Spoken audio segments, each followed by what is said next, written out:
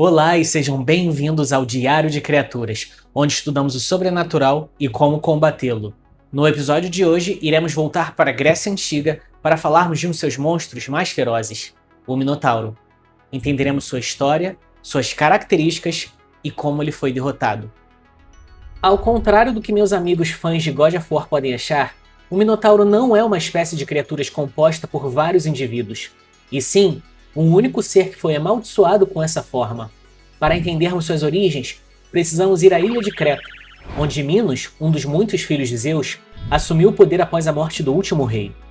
Você talvez reconheça Minos como um dos 3 juízes do submundo, aquele que ouve as confissões dos mortos e decide seus destinos finais. O rei Minos era contestado por seus 2 irmãos, Sarpedão e Radamanto, que também desejavam a coroa, e com o intuito de ser favorecido pelos deuses, Minos fez um acordo com Poseidon, deus dos mares. A divindade lhe concederia um touro e o rei o sacrificaria em sua homenagem. A questão é que quando Minos viu o touro branco saindo do mar em direção à praia, ele ficou tão encantado pela beleza do animal que se recusou a matá-lo. Safado como ele é, Minos achou que poderia enganar um deus do Olimpo, adotando o touro e colocando um outro animal no lugar do sacrifício. Obviamente, Poseidon descobriu a trama na hora e, como punição, não só fez o touro se tornar selvagem e causar grande destruição até ser capturado por Hércules em uma de suas 12 provações, como também amaldiçoou a esposa do rei, Pasífae, a se apaixonar pelo animal. Então é aquela história, né? Pasífae convenceu o artesão Dédalo a projetar uma vaca de madeira para que ela pudesse se esconder dentro e copular com o touro. Até aí tudo normal. O inesperado veio depois, quando a rainha engravidou dele, dando à luz ao bebê chamado Astério, metade touro, metade humano. O Minotauro, o touro de Minos. O Minotauro tem o corpo de um homem e a cabeça e a cauda de um touro. Quando recém-nascido, poderia parecer inocente, mas conforme foi crescendo, sua natureza selvagem foi se mostrando, com tamanho e força acima de um homem normal, e se alimentando de carne humana. Com o intuito de impedir que o monstro aterrorizasse a sociedade, já que ele havia se tornado agressivo demais para conviver nela, Minos ordenou Dédalo e seu filho Ícaro a construir um labirinto enorme para aprisionar a criatura próximo de seu palácio.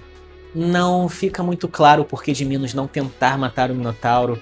Talvez a esposa tenha se tornado muito protetora dele, talvez o rei tenha visto algum potencial em usá-lo como arma, ou talvez ele mesmo tenha criado uma afinidade com o monstro. De qualquer forma, no labirinto ele foi, e no labirinto ele permaneceu. Agora, como uma criatura tão feroz como o Minotauro foi derrotado? Tudo começou com um conflito entre Creta e Atenas, que existia antes mesmo da própria criatura nascer, devido à morte de Androgeu, filho de Minos. Essa história possui algumas versões diferentes que explicam a morte de Androgeu. Em algumas delas, ele havia sido assassinado por atenienses por inveja por ele ter ganho todos os jogos panatenaicos, que eram feitos em homenagem à deusa Atenas. Em outras versões, o rei Egeu, rei de Atena, havia ordenado o guerreiro a matar o touro branco que causava destruição pelo reino, mas ele acabou sendo morto pelo animal.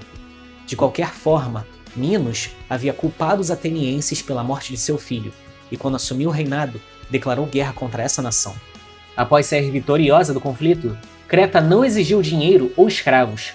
Como compensação pela morte de Androgeu, Minos decretou que a cidade de Atenas deveria mandar sacrifícios para o Minotauro. 7 homens e 7 mulheres, todos jovens, deveriam entrar no labirinto de 9 em 9 anos para alimentarem o Minotauro. Na terceira remessa de sacrifícios, Teseu, o filho de Egeu, se ofereceu para ser mandado junto com os outros jovens com o intuito de finalmente acabar com o monstro. Uma tarefa árdua, mas ele felizmente teve ajuda. Quando Teseu chegou na ilha de Creta, a jovem princesa Ariadne, filha de Minos, se apaixonou pelo guerreiro, e os dois tramaram um plano para matar o Minotauro. A criatura era feroz, com certeza, e a luta não seria fácil, mas o combate era só metade do caminho. Ainda havia um labirinto extremamente complexo para se aventurar. Para não se perder, Teseu entrou no labirinto com um novelo de lã, presente de Ariadne, e usou seu fio para que ele pudesse marcar seu caminho e retornar com segurança. Não existem muitos detalhes sobre como foi o conflito entre Teseu e Minotauro. Algumas versões dizem que ele derrotou a criatura com a espada de Egeu, seu próprio pai.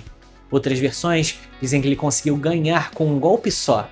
E outras falam que ele conseguiu matar o monstro com suas próprias mãos. Falando assim, essa aí pode parecer uma tarefa simples, mas vale lembrar que Teseu tinha feitos muito superiores a de um homem comum, como matar um gigante e um semideus. O cara era diferenciado, não tem como, e não era qualquer um que conseguiria matar o Minotauro em uma luta justa. Bom, a história do Minotauro é essa, um monstro que havia sido aprisionado em um labirinto e eventualmente morto por um herói grego. É uma história simples, mas que deixou um grande legado na cultura popular. A criatura apareceu em jogos, filmes, livros, quadrinhos e pinturas. Tudo isso, apesar de sua história ser relativamente curta comparada ao escopo da mitologia grega. E eu diria que o motivo da popularidade do monstro vem justamente do que ele representa. Teseu, um guerreiro nobre da Grécia Antiga, precisa enfrentar uma fera humanoide em um combate até a morte, uma clara representação do homem contra sua natureza selvagem. O labirinto onde a criatura se encontra representa os caminhos da mente, onde a pessoa deve chegar ao seu centro para desvendar os segredos do seu próprio psíquico.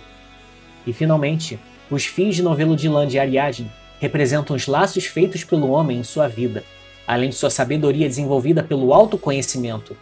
Graças a esses laços, Teseu pôde se guiar através de seus próprios conflitos, batalhar contra sua fera interior e finalmente ressurgir em uma jornada de autoconhecimento.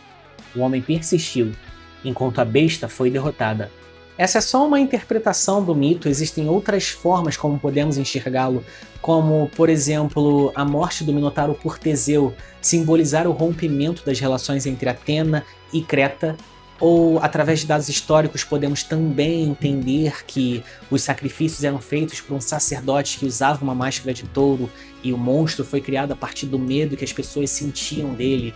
Mas eu prefiro focar nessa visão mais metafísica para dar um sentido mais filosófico para ele.